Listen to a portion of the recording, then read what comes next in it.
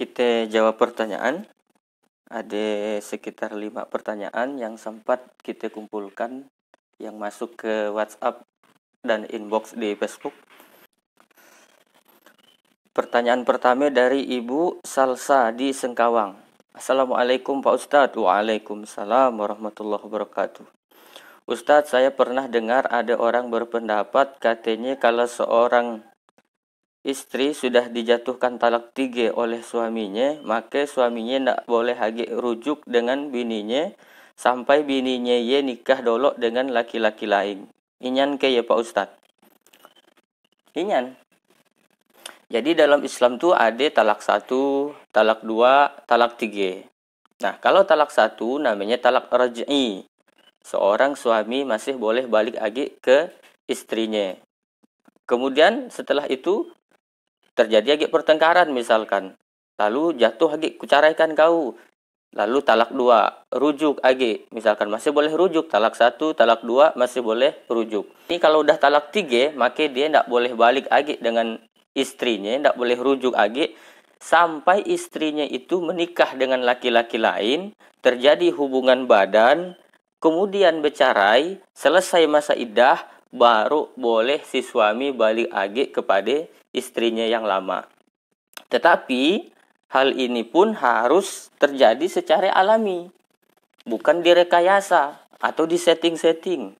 Lalu dia omongin kawannya, tolonglah kau nikahi biniku, tapi saya nak kau ape-apekan. Lah kak iya kau caraikan, lah kak iya aku nak nikahinya.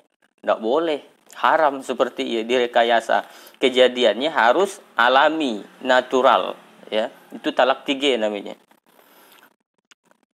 Apakah ada yang lebih tinggi dari talak 3? Ada. Ada yang lebih tinggi dari talak 3, yaitu yang disebut dengan li'an. Li'annya apa artinya? Melaknat istrinya. Menuduh istrinya karena selingkuh misalkan. Sedangkan si suami tidak bisa mendatangkan alat bukti. Misalnya begitu dia balik dari kantor, dilihatnya di rumahnya ada sandal lurang laki-laki yang selama itu tidak pernah ada. Begitu masuk, tidak lagi pakai salam ke rumah. Begitu dibuka lawang kamar, ternyata istrinya sedang selingkuh. Lalu si suami ini tidak bisa mendatangkan bukti bahwa istrinya itu berzinah. Dibawalah ke pengadilan agama. Pak Hakim, aku nak nyaraikan biniku. Kata hakim, ngapain nak kau caraikan? Dia selingkuh, berzinah dengan laki-laki lain. Buktinya ada tidak? Kata hakim. Buktinya tidak ada. Saksinya hanya aku. Kata hakim, bukti yang harus kau datangkannya 5 syaratnya. Pertama, harus ada saksi orang 4, laki semuanya.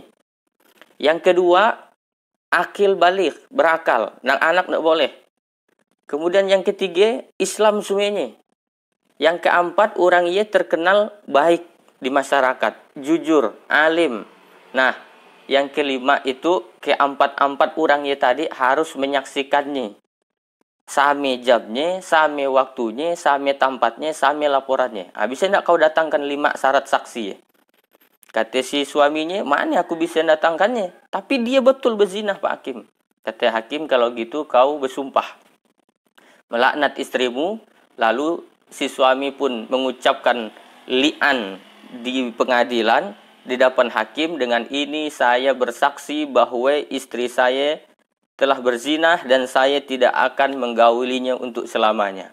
Nah, itu namanya li'an. Itulah yang lebih tinggi daripada talak 3. Gitu. Wallahu a'lam. Pertanyaan yang kedua dari Ibu Maya di Sambas. Kata Ibu Maya, Pak Ustadz, inyan ke kata orang di bulan Muharram tuh kita ndak boleh atau dan bagus ngadakan akad nikah. Akad nikah di bulan Muharram. Katanya ndak bagus. Inyan ke kira-kira ya. Nikah itu ibadah kan? Nikah itu ibadah. Nah, ibadah itu bisa dikerjakan kapan-kapan aja. Kapan-kapan aja. Mana dalil yang mengatakan bahwa nikah ya ibadah? Kata Nabi, man tazawwaja, siapa yang menikah, faqad istakmalan nisfal iman, maka dia telah menyempurnakan setengah imannya.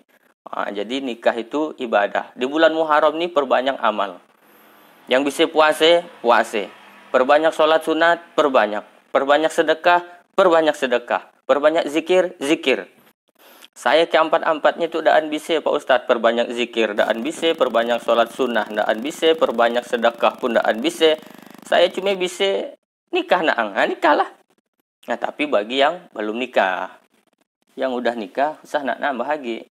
Boleh kalau bininya setuju. Udah tanda tangan di atas materai. Ya silakan. Jadi, nggak ada itu ceritanya. Nggak boleh. Atau nggak bagus nikah di bulan Muharram. Kata sahabe. Mitos sejak ya. Nabi menganjurkan malah. Kalau udah memang kau siap ba'ah. Ya ma'syarus syabab. Wahai para anak muda.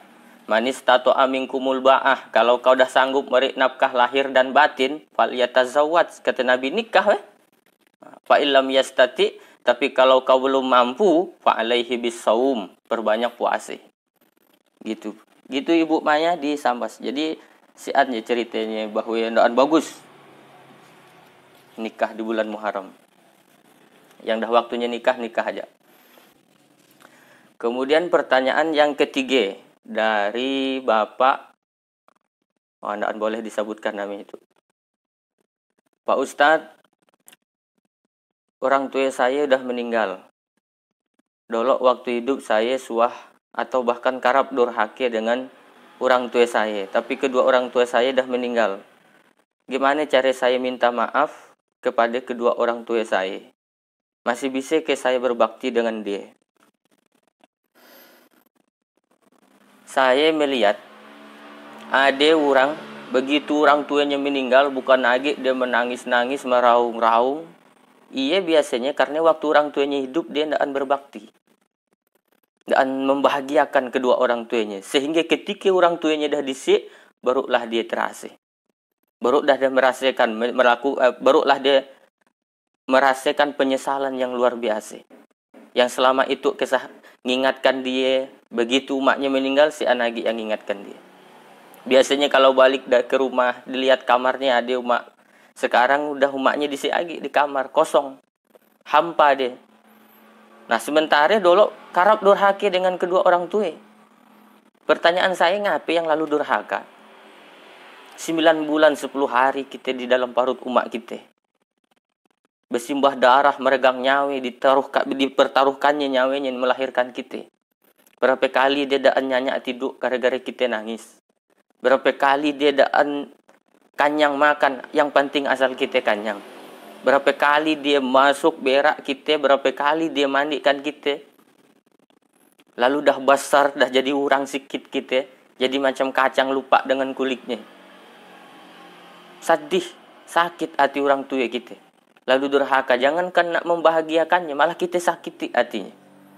Okelah Pak Ustadz, sekarang saya baru menyadari bahwa apa yang saya lakukan ini salah. Sekarang bagaimana saya nak berbakti kepada kedua orang tua saya ini Pak Ustadz? Dia udah meninggal. Ada 4 caranya. Kalau orang tua kita dah meninggal, kita nak minta maaf, atau kita tetap nak berbakti dengan dia, maka ada 4 hal yang harus kita lakukan selaku anak. Pertama, doakan dia. Banyak-banyak doakan dia. Minimal tiap lakak sholat ya doakan. Allahumma gfirli wali walidayya warhamhuma kama rabbayani shaghira. Itu doakan. Minimal itu tiap lakak sholat. Nah yang kedua, bersedekah atas nama orang tua. Mana dalilnya boleh ke bersedekah dengan orang yang dah meninggal? Ada seorang sahabat datang kepada Rasulullah. Ya Rasulullah, ummi matat. Wahai Rasulullah, umakku meninggal. Ya. Atasaddaqu anha? Boleh tak aku bersedekah untuk umakku ya Rasul? Kata Nabi, tasaddaq. Bersedekahlah. Kata sahabat ini lalu, ma'afdalus sadaqah. Sedekah apa yang paling afdal ya Rasulullah? Kata Nabi, saqiul ma'. Meri air minum. Nah, jadi bersedekahlah pahalanya untuk dihadiahkan kepada orang tua kita yang sudah meninggal. Bagi ke panti asuhan, bagi ke pondok pesantren, bagi kepada pengurus masjid, itu ada duit 500.000, pahalanya untuk umat saya yang sudah meninggal. Boleh. Kemudian yang ketiga, cara berbaktinya, kau sambung tali silaturahim kepada keluarganya, kepada kerabatnya, kepada kawan-kawannya, jaga nama baiknya. Jaga namanya baik orang tua. Saya nak melakukan perbuatan-perbuatan yang bisa mencemarkan nama baik orang tua. Orang tua yang dan tahu apa-apa di rumah, kadang gara-gara kelakuan anak dapat juga imbasnya. Anak sahape we ini orang. Sebutkannya lah, misalkan anak si A, anak si B, anak si C. Jadi jaga namanya baik yang ketiga. Kemudian yang keempat, berziarahlah ke makamnya. Berziarah ke makamnya bukan minta kepada kubur, bukan, tapi mengingatkan kita kepada kematian, bahwa selagi masih hidup tuh kita perbanyaklah amal berbakti kepada kedua orang tua kita, karena kalau udah orang tua kita disiagi, hilanglah satu keberkahan terbesar dalam hidup kita.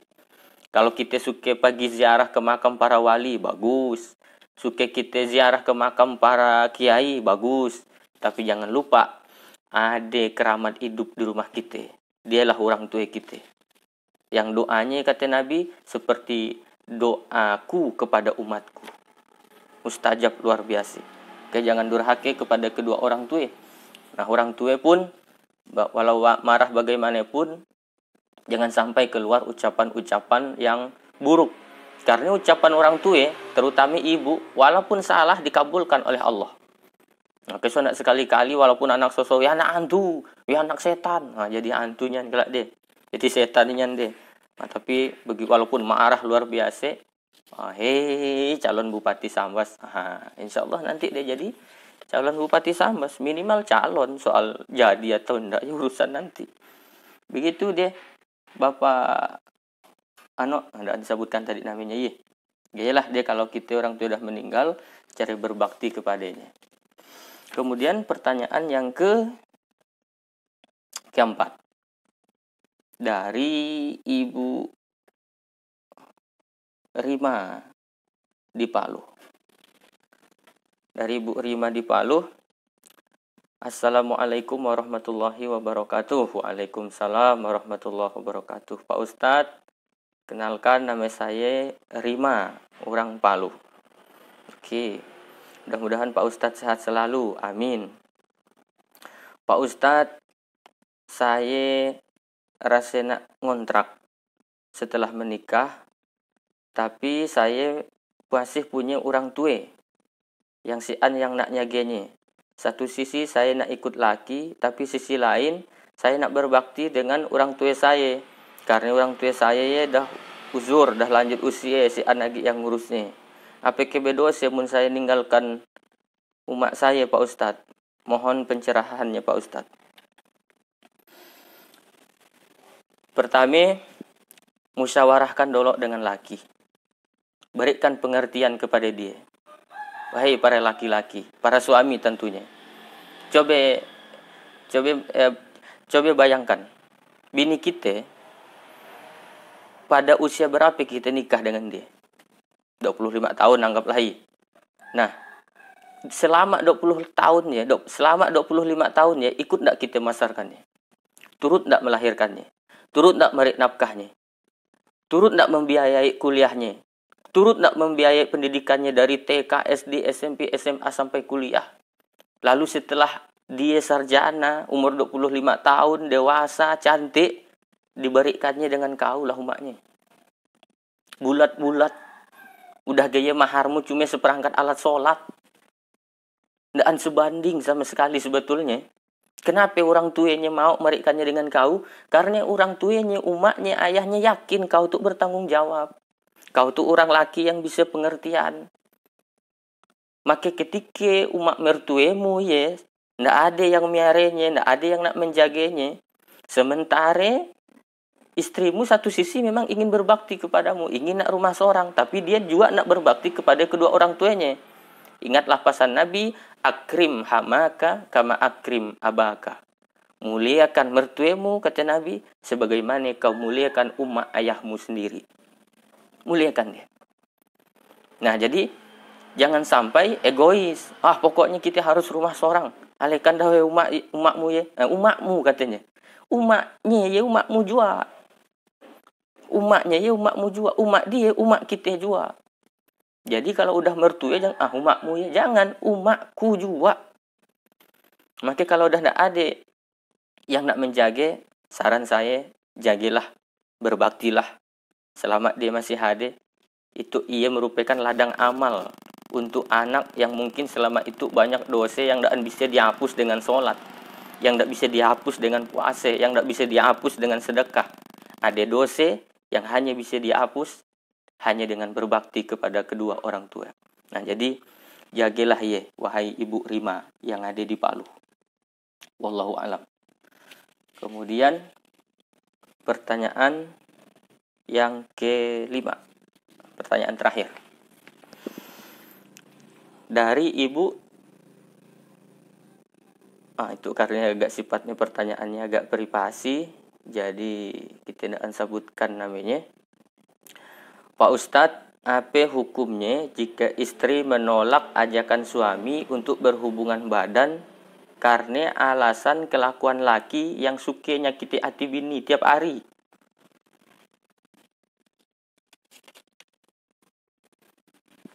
Bininya nolak atau tidak mau diajak berhubungan badan karena kelakuan lakinya itu suka nyakiti hati tiap hari.